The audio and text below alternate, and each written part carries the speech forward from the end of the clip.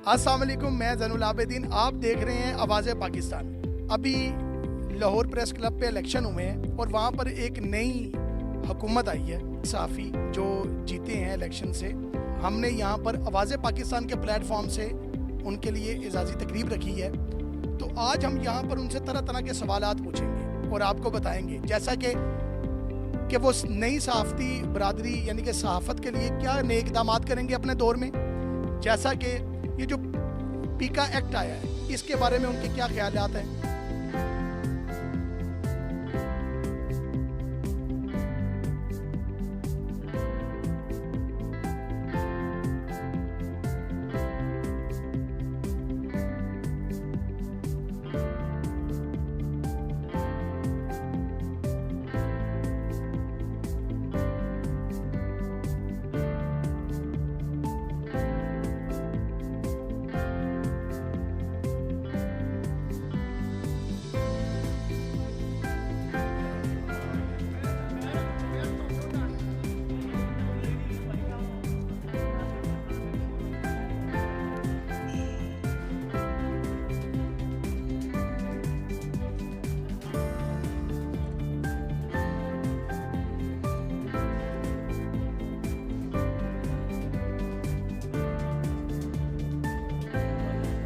अस्सलाम वालेकुम। इस वक्त मेरे साथ मौजूद हैं अरशद अंसारी साहब, जो कि नई जो क़यादत मुंतखब हुई है उसमें प्रेसिडेंट मुंतखब हुए हैं। और माशाल्लाह अरशद अंसारी साहब इस वक्त इनकी जो है ना तकरीबन 13वीं दफ़ा ये सदर मुंतखब हुए हैं और इनकी जो खिदमात हैं प्रेस क्लब के हवाले से हम उन पर भी बात करेंगे।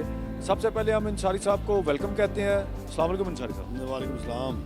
आपके आने का शुक्रिया अंसारी साहब। अंसारी साहब, आपसे एक क्वेश्चन ये है कि पीकैक जो इस वक्त गवर्नमेंट ने मंजूर किया है, जरदारी साहब ने भी उस पर साइन कर दिए हैं, जबकि हमें उम्मीद थी कि वो उस पर साइन नहीं करेंगे, तो इसके बारे में आप क्या कहेंगे?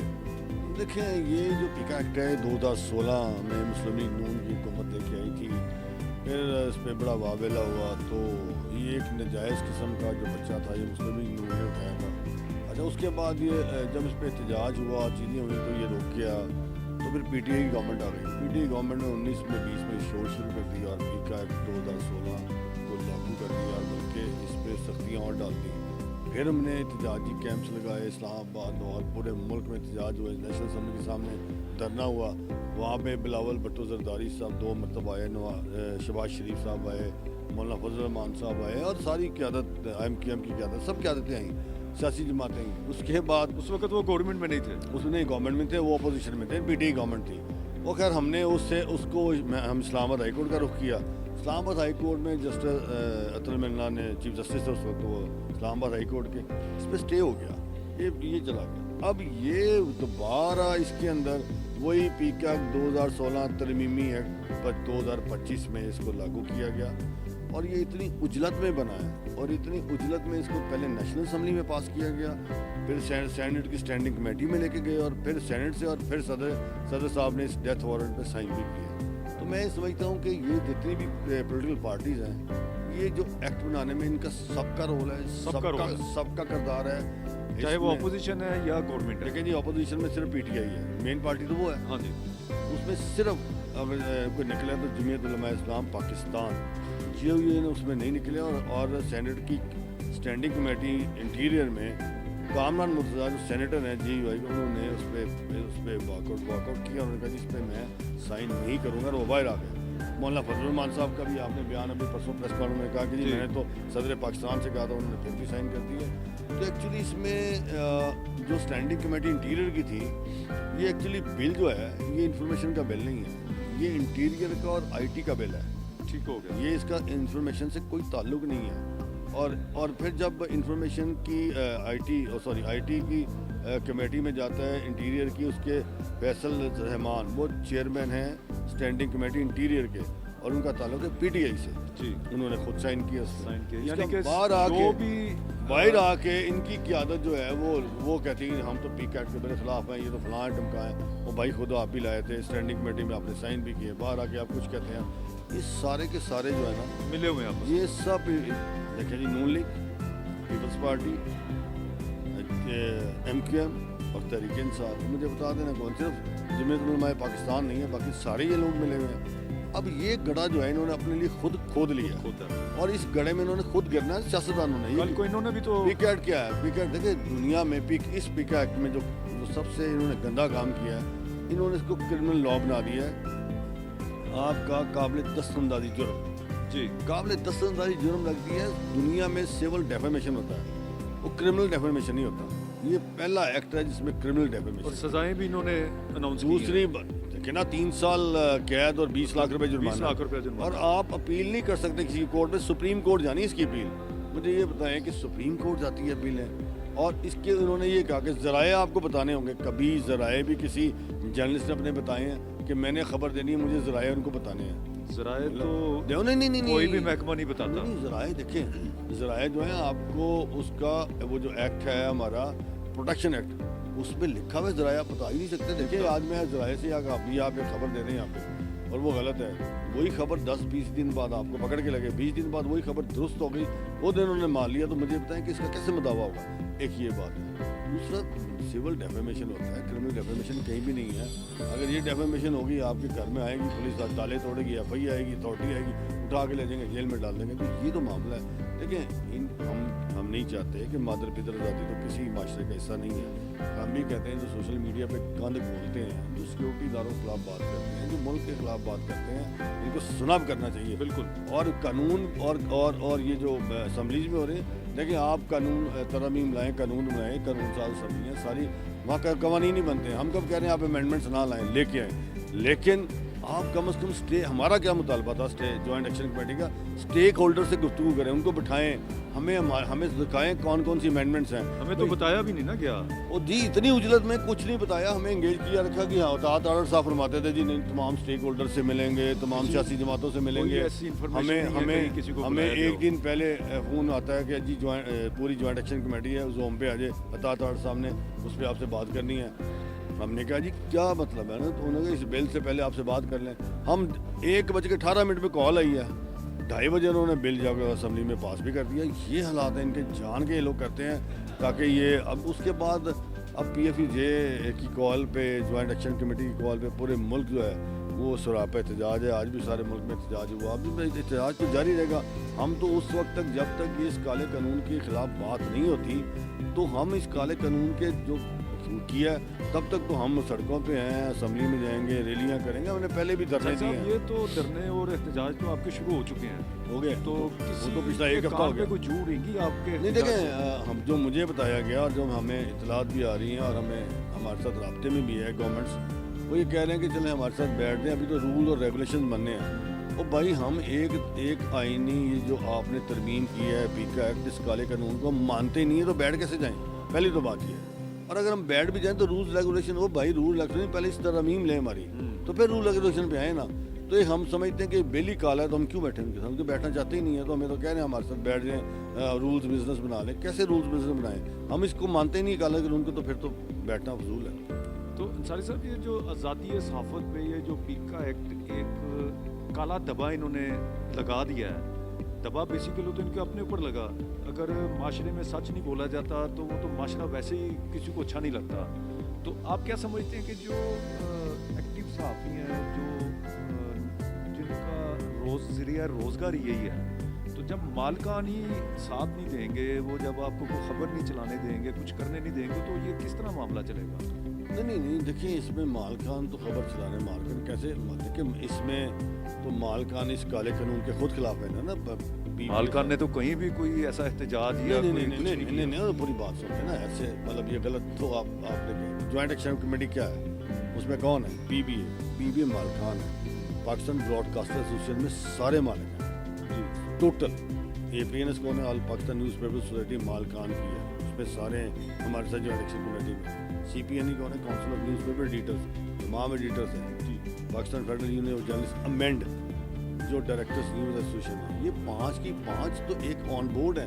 یہ پہلا بل ہے, مالک کھڑے ہیں اس کے خلاف. بھائی PBA کھڑی ہے ساری. جب یہ سارے اسٹیک ہولڈرز ہیں, جب ان اسٹیک ہولڈرز کو پہلے بلایا ہی نہیں گیا, پوچھا ہی نہیں گیا, تو ایک خوف کی فضا طاری ہو چکی ہے پوری صحافی برادری پہ کہ اب ہم اگر کوئی خبر چھاپ دیتے ہیں تو اگلے لمحے ہم پہ FIR ہو جاتی ہے یا FIA آ جاتی ہے، تو اس سے کیا آپ دیکھ رہے ہیں کیا اثر ہوگا؟ نہیں فیک نیوز کی آپ بات کریں، اثر تو کوئی نہیں. دیکھیں خبر تو وہ ہونی چاہیے ایکچولی جس کی آپ کے پاس کوئی شواہد ہو، کوئی معاملہ ہو. اگر آپ کے پاس خبر آپ بنا رہے ہیں، کسی چیز پہ کام کر رہے ہیں، انفارمیشن ایکٹ ہے نا، ان سے جا کے بتائیں کہ میں اس کے پہ کام کر رہا ہوں، مجھے انفارمیشن دیں. دیکھیے بات یہ ہے کہ اتنے بھی کوئی یہاں پہ اب بنانا ریپبلک نہیں آ گیا کہ کیا آپ نے خبر دینی ہے، آپ نے ڈرنا مالک نہیں چھاپنے، ایسی بات نہیں ہے.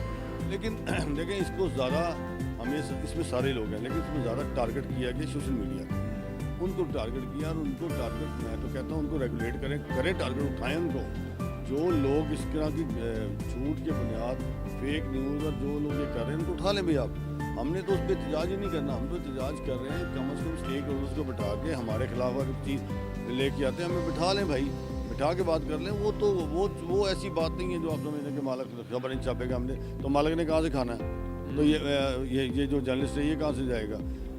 سوشل میڈیا انڈسٹری تباہ حال ہوئی پڑی ہے. سوشل میڈیا ایک کمائی کا ذریعہ بنا ہوا ہے لوگوں کی، لیکن میں تو انہیں آج بھی یہ کہتا ہوں کہ آپ ریگولائز کریں، اس کو ریگولیٹ کر لیں. اس کو دیکھیں میں پھر کہہ رہا ہوں ہم ان کے قطعاً حق میں نہیں ہیں، بالکل ہم ان کے خلاف ہیں. سوشل میڈیا جو کچھ ہو رہا ہے، جو فیک نیوزز آتے ہیں ان کے خلاف ہے. سوشل میڈیا کے آپ خلاف نہیں. سوشل میڈیا پہ جو بدتمیزی ہو رہی ہے، دیکھیں میں کسی خاتون کی بےہودہ تصویریں لگانا، جھوٹ بولنا، جو چیف منسٹر پنجاب کے ساتھ انہوں نے جو AI میں کر کے جو تصویر جوڑی ہے، یہ کوئی طریقہ ہے؟ یہ تو سنب کر دینا چاہیے ایسے لوگوں کو. وزیر اطلاعات نظمہ بخاری کے ساتھ جو کچھ کیا وہ ہائی کورٹ میں بیچاری گئی ہیں، ان کو سنب کر دینا چاہیے. ایسے لوگوں کو تو سنب کر دینا چاہیے، بلکہ ان کو ایسی سزا دیں تاکہ یہ لوگ ڈریں. ان کو کڑی سزا دینی چاہیے. ان کو قید ہونی چاہیے 3 سال، ان کو 10 سال قید ہونی چاہیے. جی بات یہ ہے کہ میں تو صرف یہ کہوں گا کہ سوشل میڈیا اور الیکٹرانک میڈیا جو ہے، الیکٹرانک میڈیا اخبارات میں ایک بارز ہیں، ہمیں چھلانگ مارنی پڑتی ہے. اور یہ تو ایک مادر پتر آزادی ہے، جو مرضی کچھ کرتے ہیں ان کو ریگولیٹ کریں. اور جو لوگ اچھا صحیح خبریں دے رہے ہیں، کما رہے ہیں، ان کا ذریعہ ان کو سوشل میڈیا سے نہیں چھیڑنا چاہیے. جو لوگ ایک کسی پولیٹیکل پارٹی کے پیچھے رکھ کے اس کی ماں پہ جو کچھ گندگی کر رہے ہیں ان کو سنب نہیں کرنا چاہیے. جیسا کہ آپ نے سنا،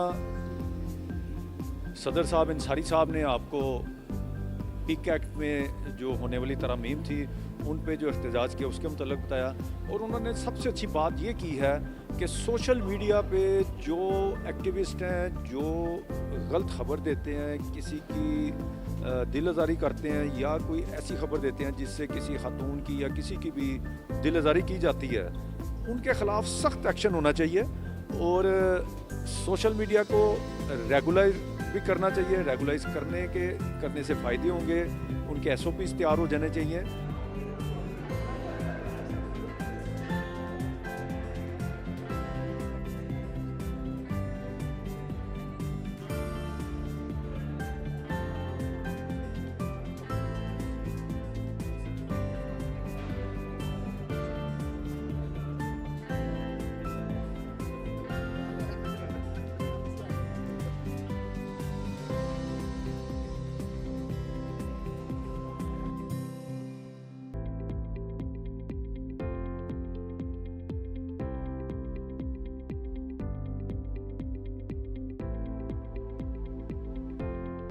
ਤੇਵੀਂ 24 ਵਾਰੀ ਹੁਣ ਤਾਂ ਵਾਰੀਆਂ ਭੁੱਲ ਗਈਆਂ ਨੇ, ਪਤਾ ਕਿੰਨੀ ਵਾਰੀ ਸਨ.